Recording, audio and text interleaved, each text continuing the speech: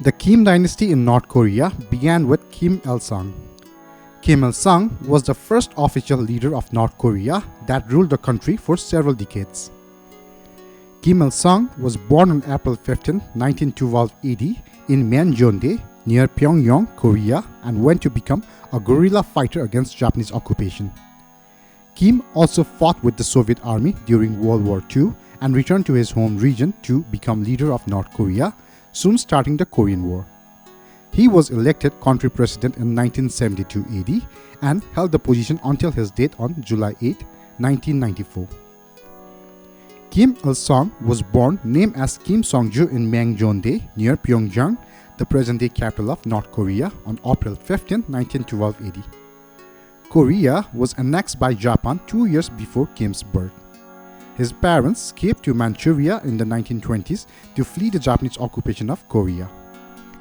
Kim spent the next 14 years in Manchuria, attending middle school in Kirin. His rise to leadership started during the Japanese colonial period, when a great number of Korean nationalist and communist independence groups formed during the 1930s. Kim, who mastered Chinese, would become a Korean freedom fighter, working against the Japanese and taking the name Il-sung in honor of a famed guerrilla fighter. He took the name Kim Il-sung at the age of 17. The name means the rising sun. The action of the communist organization that Kim participated in did not go unnoticed. In 1930, he and other members were arrested and sent to prison. The time spent in prison was hard, but Kim's spirit wasn't broken. Soon after the release from prison, he became a member of the Korean guerrilla resistance. The main aim of the resistance was to fight against the Japanese occupation.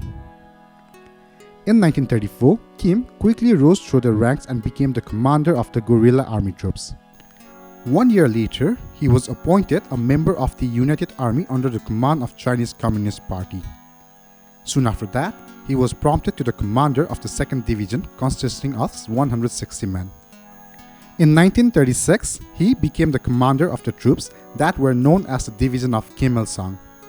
His experience and skills as a military officer allowed him to achieve success during the Battle of Pochonbo that happened in 1937. Kim's talent and success as a military officer drew the attention of Soviet military authorities. The Soviets sent Kim an offer asking him to come to the Soviet Union to train military forces. Upon arriving, Kim immediately joined the Russian Communist Party. Kim eventually relocated to the Soviet Union for a special training where he joined the Communist Party.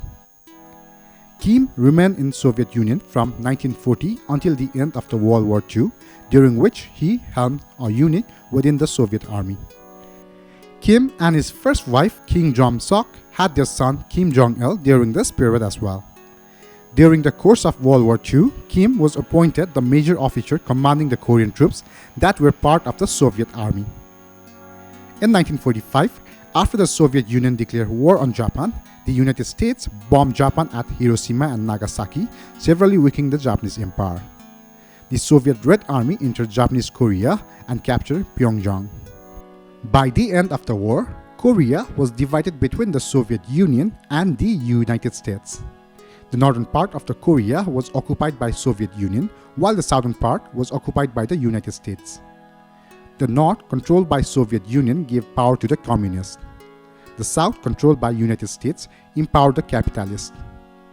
Kim returned to Korea in 1945, with the country divided as the Soviet came to power in north, while the southern half of the country became allied with the United States. Kim, using the support of Soviet Union, started to gradually establish a communist provisional government in North Korea. The Democratic People's Republic of Korea, or North Korea, was declared on September 8, 1948. Soviet leader Joseph Stalin installed Kim as the leader of North Korea.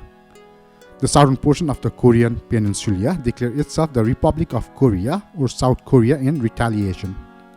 Soviet Union supplied North Korea with modern Soviet tanks, trucks, arms and artillery for North Korea. In the summer of 1950, with the support of communist countries, Soviet Union and China, Kim led an invasion into the south, looking to unify the country under northern control, thereby initiating the Korean War. On June 25, 1950, North Korean forces invaded the South Korea. To reunify Korea, Kim started the Korean War. American, with the help of United Nations military forces, got involved in the conflict with casualties from all sides. The war ceased at a stalemate with a signed armistice in July 1953. Although the war lasted for almost 3 years, his attempt to take South Korea under control failed.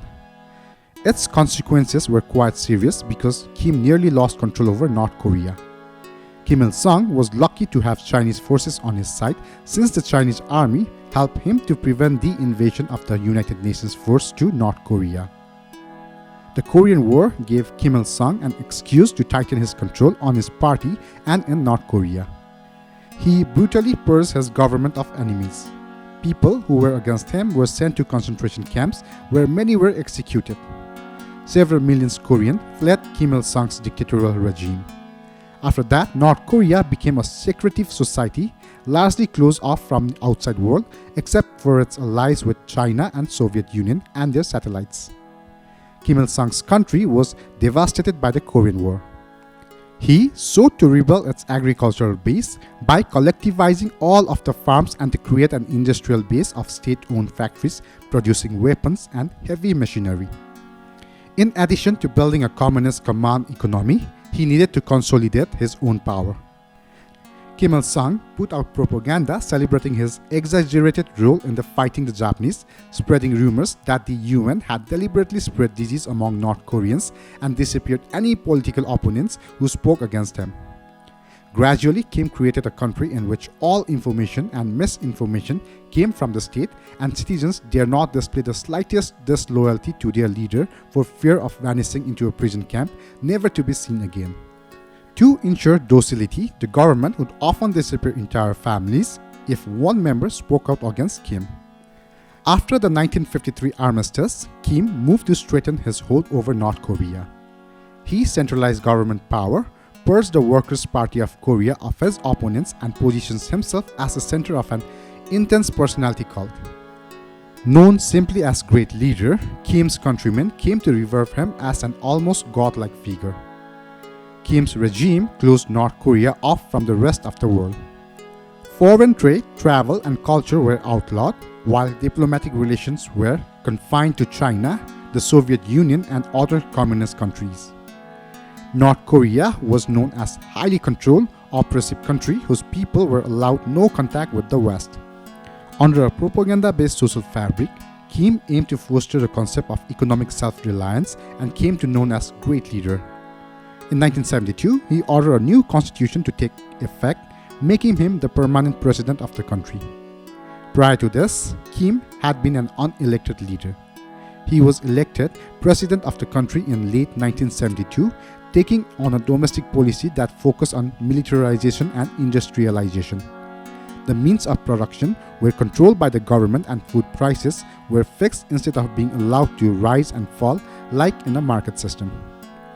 North Korea's fortune declined during the 70s as South Korea prospered and the foreign aid from the Soviet Union ceased when the Cold War came to a close.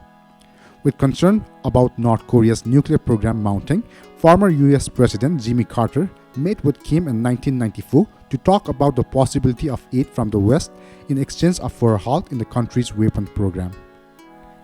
Kim died in Pyongyang on July 8, 1994, allegedly from a heart condition. Kim Il-sung's son, Kim Jong-il, took over leadership of the country until his death in 2011 at the age of 82. Kim Jong-il was then succeeded by his own son, Kim Jong-un. In Korean culture, Kim is still called the son of the nation. In every home, there should be at least one of his portrait hanging on the wall.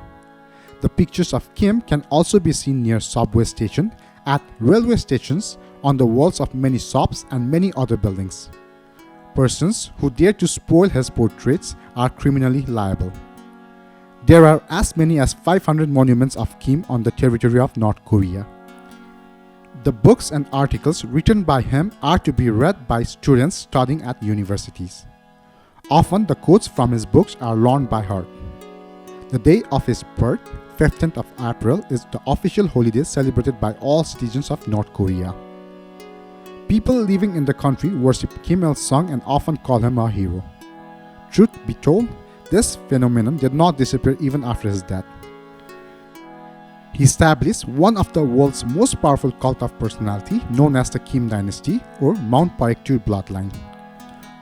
Although succession in communist regime usually passes between the members of the top political leaders, North Korea has become a hereditary dictatorship with Kim's son and grandson taking power in turn.